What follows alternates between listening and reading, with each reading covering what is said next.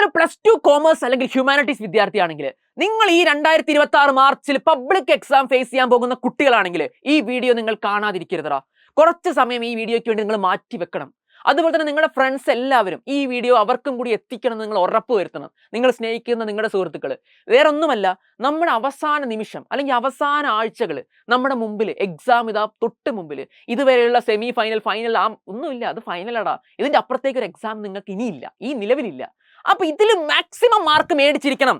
Full A+, full mark, അങ്ങനെ കുറെ മോഹന വാഗ്ദാനങ്ങളോ അതൊന്നും അല്ല ഉദ്ദേശിക്കുന്നത്. നമ്മൾ ഇനി അങ്ങോട്ടേക്ക് ആത്മാർത്ഥമായി പഠിച്ചാൽ നമുക്ക് കിട്ടാൻ പോകുന്ന ഒരു മാർക്ക് ഉണ്ട്. അതിൽ ഒരു മാർക്ക് പോലും കുറയാതെ നമുക്ക് മേടിക്കണടാ. അതിന് നമ്മൾ ഒരുമിച്ച് മുന്നോട്ട് പോയേ പറ്റൂ. നിങ്ങൾ എല്ലാവരും ശ്രദ്ധിക്കുക. നിങ്ങളൊരു 3 സ്റ്റെപ്പ് കൃത്യമായി ഫോളോ ചെയ്ത് കഴിഞ്ഞാൽ നിങ്ങൾക്ക് നല്ല രീതിയിൽ മാർക്ക് മേടിക്കാൻ പറ്റും. സർ, ഏതൊക്കെയാണ് ആ 3 സ്റ്റെപ്പ്? ആദ്യം നമ്മൾ ചെയ്യേണ്ടത് കൃത്യമായ പ്ലാനിംഗ് ആണ്. കൃത്യമായ പ്ലാനിംഗ് എന്ന് പറഞ്ഞു കഴിഞ്ഞാൽ, നിങ്ങൾ ഈ വീഡിയോ ഇപ്പോൾ കാണുന്നുണ്ടെങ്കിൽ, ഈ കാണുന്ന ഈ ഒരു സമയം ഈ വീഡിയോ കാണുമ്പോൾ തന്നെ, അല്ലെങ്കിൽ കണ്ടു കഴിഞ്ഞ ഉടനെ, അല്ലെങ്കിൽ നിങ്ങൾ കാണുമ്പോൾ നടുക്ക് പോസ് ചെയ്തോളൂ, എന്നിട്ട് നേരെ പ്ലാനിങ്ങിലേക്ക് കടന്നോളൂ, എന്നിട്ട് ബാക്കി കണ്ടോളൂ, ഒരു കുഴപ്പമില്ല. പക്ഷേ ശ്രദ്ധിച്ചോ, നിങ്ങൾ ഒരു ചാർട്ട് നിങ്ങൾക്കായി ഉണ്ടാക്കണം. ആ ചാർട്ടിൽ നിങ്ങൾക്ക് പഠിക്കാനുള്ള സബ്ജക്റ്റുകൾ മാത്രം എഴുതുക. അതിൽ നിങ്ങൾ കൊമേഴ്സ് ആണെങ്കിൽ ഇതുപോലെ എത്ര ചാപ്റ്റേഴ്സ് ആണ് അതിൽ ടോട്ടൽ ഉള്ളത് നിങ്ങൾ എഴുതുക. ഹ്യൂമാനിറ്റീസ് ആണെങ്കിൽ ഹ്യൂമാനിറ്റീസ് കോളം മാത്രം മതി, എത്ര ചാപ്റ്റേഴ്സ് ആണ് ടോട്ടൽ ഉള്ളതെന്ന് എഴുതുക. എന്നിട്ട് രണ്ടാമത് നിങ്ങൾ ചെയ്യേണ്ടത്, ഓരോ സബ്ജക്റ്റിലും നിങ്ങൾ ഓൾറെഡി എക്സ്പേർട്ട് ആയിട്ടുള്ള ചാപ്റ്റേഴ്സിന്റെ എണ്ണം കുറയ്ക്കുക എന്നുള്ളതാണ്. ഇപ്പോൾ അക്കൗണ്ടൻസിക്ക് മൊത്തം 10 ചാപ്റ്റർ ഉണ്ട്. എങ്ങനെയാ 10 ചാപ്റ്റർ എന്ന് ചോദിക്കുന്നു അല്ലേ? അതായത് ഡിസൊല്യൂഷൻ അടക്കം 4 ചാപ്റ്റർ പാർട്ട്ണർഷിപ്പിലുണ്ട്. ഇനി കമ്പ്യൂട്ടറൈസ്ഡ് അക്കൗണ്ടിങ് ആണെങ്കിലും AFS ആണെങ്കിലും അതിലൊരു 6 ചാപ്റ്റർ ഉണ്ട്. 6 4 10 ചാപ്റ്റർ. ഈ 10 എണ്ണത്തിൽ നിങ്ങൾ ഓൾറെഡി ഒരു 3 എണ്ണത്തിൽ എക്സ്പേർട്ട് ആണെങ്കിൽ ആ 3 എന്നുള്ളത് ഇവിടെ മൈനസ് ചെയ്യുക. ഓൾറെഡി നിങ്ങൾ എക്സ്പേർട്ട് ആണ്, നിങ്ങൾ അങ്ങനെ പഠിക്കേണ്ട ആവശ്യമില്ല, ഒന്ന് ജസ്റ്റ് റിവൈസ് ചെയ്ത് വിട്ടാൽ മതിയെങ്കിൽ അതിവിടെ മൈനസ് ചെയ്യുക. ഇനി ബിസിനസ് സ്റ്റഡീസിലെ 11 നിങ്ങളൊരു 4 എണ്ണം എക്സ്പേർട്ട് ആണെങ്കിൽ ആ 4 മൈനസ് ചെയ്യുക. ഹിസ്റ്ററിയെ 15 നിങ്ങളൊരു 3 എണ്ണം എക്സ്പേർട്ട് ആണെങ്കിൽ ആ 3 എണ്ണം മൈനസ് ചെയ്യുക. ഇങ്ങനെ നിങ്ങൾ ഏതൊക്കെ സബ്ജക്റ്റിൽ നിങ്ങൾ എക്സ്പേർട്ട് ആണോ അത്രയും സബ്ജക്റ്റ് മൈനസ് ചെയ്തിട്ട് ഓരോ സബ്ജക്റ്റിലും ബാക്കി എത്ര ചാപ്റ്റേഴ്സ് നിങ്ങൾ പഠിക്കാനുണ്ട് എന്നുള്ളത് കണ്ടുപിടിക്കുക. അതാണ് നിങ്ങൾ ആദ്യം ചെയ്യേണ്ട ഒരു കാര്യം. എന്നിട്ട് നിങ്ങൾ നേരെ നിങ്ങളുടെ ടൈം ടേബിളിലേക്ക് പോവുക. +2 കൊമേഴ്സ് ആണെങ്കിൽ ഇതാണ് ടൈം ടേബിൾ, +2 ഹ്യൂമാനിറ്റീസ് ആണെങ്കിൽ ഇതാണ് ടൈം ടേബിൾ. ഇതിൽ നിങ്ങൾ നോക്കുക, നിങ്ങൾക്ക് എത്രമാത്രം ഗ്യാപ്പ് ഉണ്ട് ഒരു വിഷയം പഠിക്കാനുള്ളത്. ഇവിടെ ഇംഗ്ലീഷിനാകെ 1 ഡേ ഗ്യാപ്പേ അക്കൗണ്ടൻസിക്ക് ശേഷമുള്ളൂ അല്ലേ? ഇംഗ്ലീഷിന് 1 ഡേ ഗ്യാപ്പ്. പിന്നെ ഏതാ ഉള്ളത്? അക്കൗണ്ടൻസിക്ക് മുമ്പും 1 ഡേ ഗ്യാപ്പേ ഉള്ളൂ പൊളിറ്റിക്സോ CAക്ക്. പിന്നെ പൊളിറ്റിക്സോ CAക്ക് ഇക്കണോമിക്സ് കഴിഞ്ഞതിന് ശേഷം 4 ദിവസത്തെ ഗ്യാപ്പ് ഉണ്ട്. അതിനുശേഷമാണ് പൊളിറ്റിക്സ് എക്സാം. പിന്നെ ഇക്കണോമിക്സിനാകെ 1 ഡേ ഗ്യാപ്പേ ഉള്ളൂ. മാത്സ് ഉണ്ടെങ്കിൽ, മാത്സ് എഴുതാത്തൊരു കുട്ടിക്കാണെങ്കിൽ 7 ദിവസത്തെ ഗ്യാപ്പാണ് ഇവിടെ എക്കണോമിക്സിന് കിട്ടുന്നത്. 7 ദിവസത്തെ 7 ഡേയ്സ് ഗ്യാപ്പ്. അപ്പൊ നോക്കൂ, പിന്നെ സെക്കൻഡ് ലാംഗ്വേജ് ബിസിനസ് സ്റ്റഡീസിന് സ്റ്റാറ്റിസ്റ്റിക്സ് ഇല്ലാത്തൊരു കുട്ടിക്കാണെങ്കിൽ 10ാം തീയതി വരെ ബിസിനസ് സ്റ്റഡീസ് പഠിക്കാനുള്ള സമയമുണ്ട്. അപ്പോൾ ഈ ഗ്യാപ്പുകൾ നിങ്ങൾ നോക്കുക. ഈ ഗ്യാപ്പുകൾ നോക്കിയിട്ടൊരു കാര്യം നിങ്ങൾ തീരുമാനിക്കുക. നിങ്ങൾക്ക് ഓരോ സബ്ജക്റ്റിലും എത്ര ചാപ്റ്റേഴ്സ് ആണോ പഠിക്കാൻ ബാക്കി, ഈ പഠിക്കാൻ ബാക്കിയുള്ള ചാപ്റ്റേഴ്സിൽ എത്ര എണ്ണം ഈ ഗ്യാപ്പിൽ പഠിക്കാം, ഈ എക്സാമിനിടയ്ക്കുള്ള ഗ്യാപ്പിൽ പഠിക്കാം എന്ന് നിങ്ങൾ ആദ്യം തീരുമാനിക്കണം. പക്ഷെ നിങ്ങൾ അപ്പം ശ്രദ്ധിക്കേണ്ട ഒരു കാര്യമുണ്ട്. ഈ ഗ്യാപ്പ് എന്ന് പറഞ്ഞു കഴിഞ്ഞാൽ ഒരു എക്സാമിന്റെ തൊട്ട് തലേ ദിവസം, അതായത് എക്സാമിന്റെ ഇപ്പൊ മാർച്ച് 10 നിങ്ങളുടെ, അല്ലെങ്കിൽ ഒരു മാർച്ച് 20 എക്സാം എന്ന് വിചാരിക്കുക. അങ്ങനെയാണെങ്കിൽ നിങ്ങൾ മാർച്ച് 19 കണക്കിൽ കൂട്ടരുത്, മാർച്ച് 18 കണക്കിൽ കൂട്ടരുത്. ഇതെന്തായാലും റിവിഷൻ ആവശ്യം വേണ്ടി വരും. ഓക്കെ, അതിനും മേലെ ഗ്യാപ്പ് ഉണ്ടെങ്കിൽ മാത്രമേ നിങ്ങൾ പുതിയ ചാപ്റ്റേഴ്സ് ട്രൈ ചെയ്യാവൂ. മിനിമം 2 ഡേയ്സ് എങ്കിലും നിങ്ങൾ എന്ത് ചെയ്യണം? റിവിഷന് വേണ്ടി മാറ്റി വെക്കണം. അപ്പോൾ ഇപ്പോൾ എക്കണോമിക്സിനോട് നമ്മൾ 7 ദിവസം പറഞ്ഞു അല്ലേ? അപ്പം തൊട്ട് തലേ ദിവസമായിട്ടുള്ള 18ാം തീയതിയും 17ാം തീയതിയും നിങ്ങൾ എന്ത് ചെയ്യരുത്? ഒന്നും പ്ലാൻ ചെയ്യണ്ട. പിന്നെ 12 സെക്കൻഡ് ലാംഗ്വേജിന് കഴിഞ്ഞ് രാത്രി 13 പകല് 14 15 16 തുടങ്ങിയ ദിവസങ്ങൾ നിങ്ങൾക്ക് എന്ത് ചെയ്യാം? എക്കണോമിക്സിന് വേണ്ടി കൊടുക്കാൻ പറ്റും. ഓക്കെ, അങ്ങനെ നിങ്ങൾ ആ ഗ്യാപ്പിലോട്ട് ഈ ബാക്കിയുള്ള ചാപ്റ്റേഴ്സിൽ കുറച്ചെണ്ണം ആ ഗ്യാപ്പിലോട്ട് കയറ്റി വെക്കുക. ഗ്യാപ്പ് ഉള്ളതിന് മാത്രമേ അത് പറ്റുള്ളൂ എന്ന് ആലോചിക്കുക. ഇനി എത്ര ബാക്കിയുണ്ട് നോക്കുക.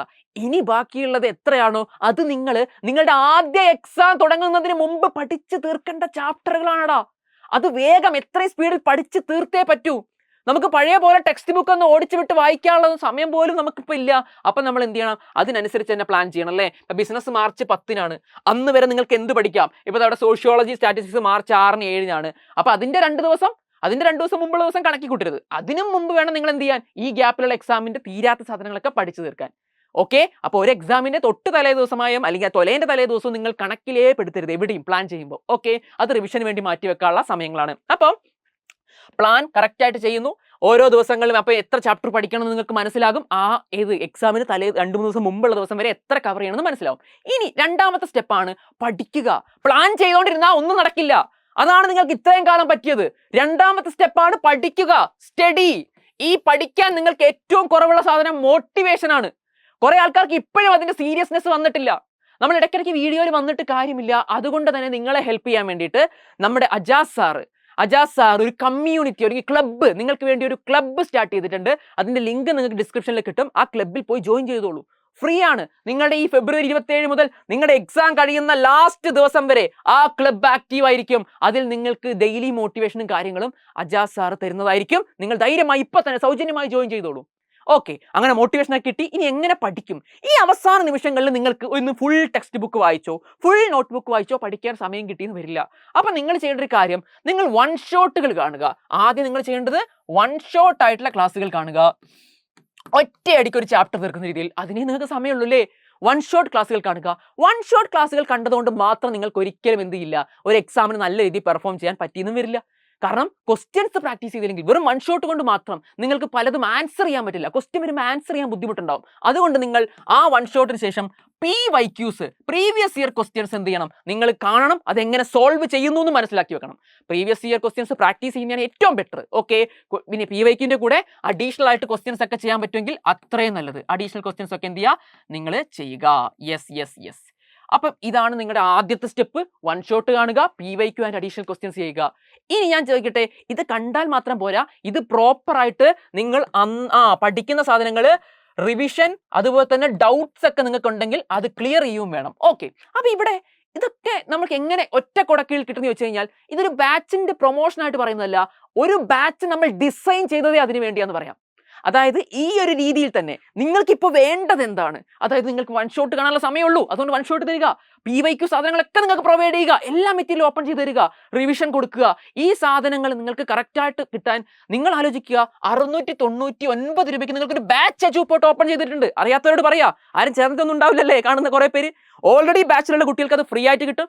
ഇനി ആരും ബാച്ച് ചേരാത്തവർ വിഷമിക്കേണ്ട. ഏറ്റവും കുറഞ്ഞ പ്രൈസിൽ ഇതുവരെ എജുപോർട്ടിന്റെ ആപ്പ് എക്സ്പീരിയൻസ് ചെയ്യാത്തവർക്ക് എക്സ്പീരിയൻസ് ചെയ്യാൻ കൂടി ഏറ്റവും കുറഞ്ഞ പ്രൈസിൽ ഇത് നിങ്ങൾക്ക് എന്ത് ചെയ്യും, അവൈലബിൾ ആവും. അതിൽ നിങ്ങൾക്ക് വൺ ഷോട്ട് ക്ലാസ്സുകളും PYQസും അഡീഷണൽ ക്വസ്റ്റ്യനും, അത് കൂടാതെ നിങ്ങൾക്ക് വേണ്ടി സ്പെഷ്യൽ റിവിഷൻ, അതുപോലെ തന്നെ ഡൗട്ട് ക്ലിയറൻസ് ലൈവുകളും ഉണ്ടാകും. ഓക്കെ, അപ്പൊ രാത്രി ഗോൾഡൻ ക്വസ്റ്റ്യൻ ലൈവുകൾ ഉണ്ടാവും. അപ്പൊ നിങ്ങൾ എന്ത് ചെയ്യണം, ഒരു ചാപ്റ്റർ പഠിക്കുന്നു, അതിന്റെ PYQ സോൾവ് ചെയ്യുന്നു, ശേഷം ഗോൾഡൻ ക്വസ്റ്റ്യൻ ലൈവുകൾ കാണുന്നു. അപ്പൊ കുറച്ചും കൂടി ക്വസ്റ്റ്യൻ പ്രാക്ടീസ് ചെയ്യാം. അതിനുശേഷമുള്ള additional question plus doubt clearance zoom ലൈവും കൂടി കയറുന്നതോടെ നിങ്ങൾ എന്ത് കിട്ടി, നിങ്ങൾക്ക് അവിടെ ഡൗട്ടൊക്കെ ഒരുപാട് ക്ലിയർ ആവും. അപ്പൊ ആ രീതിയിൽ നിങ്ങൾ എന്ത് ചെയ്തു, നിങ്ങളുടെ ക്ലാസ്സുകൾ പ്ലാൻ ചെയ്യുന്നു, നിങ്ങൾ പഠിച്ച് മുന്നേറുന്നു. അങ്ങനെ നിങ്ങൾ പഠിച്ച് മുന്നേറി കഴിഞ്ഞാൽ ലാസ്റ്റ് ഒരു സ്റ്റെപ്പും കൂടി ഉണ്ട്, വീണ്ടും ഒരു റിവൈസ് ഉണ്ട്. ഇതെന്താന്ന് വെച്ച് കഴിഞ്ഞാൽ, നേരത്തെ നമ്മൾ ഓൾറെഡി എക്സ്പേർട്ട് ആണ് എന്ന് പറഞ്ഞ് മാറ്റി വെച്ചേക്കുന്ന ചാപ്റ്റേഴ്സ് ഇല്ലേ, അവന്മാരെ നിങ്ങൾ ജസ്റ്റ് റിവൈസ് ചെയ്തിരിക്കണം. നിങ്ങൾ എത്ര കോൺഫിഡന്റ് ആണെങ്കിലും എക്സാമിന്റെ സമയത്ത് മറന്നുപോകും. ഒരുപാട് ദിവസം നമ്മൾ പഠിക്കാതെ വെച്ചാൽ മറന്നുപോകൂടാ.